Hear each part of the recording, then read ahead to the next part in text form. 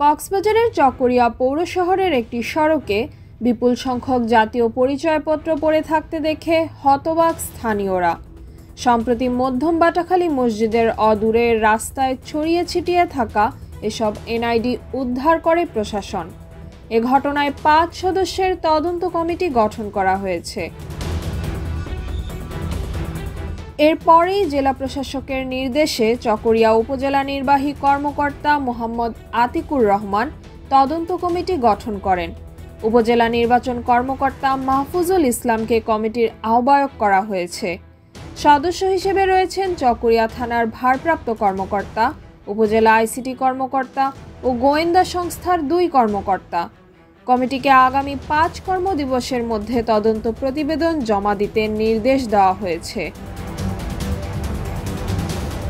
এ ঘটনায় স্থানীয়দের মধ্যে নানা প্রশ্ন দেখা দিয়েছে।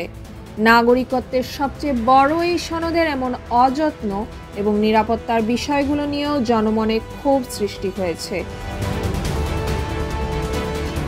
চকরিয়া উপজেলার 18টি ইউনিয়ন ও পৌরসভার নাগরিকদের ইতোমধ্যে স্মার্ট কার্ড প্রদান করা হয়েছে।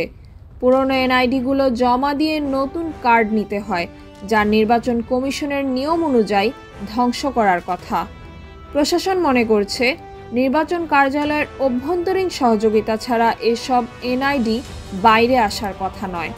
তদন্ত শেষে দায়ীদের বিরুদ্ধে ব্যবস্থা নেওয়া হবে বলে জানিয়েছে সংশ্লিষ্ট কর্তৃপক্ষ।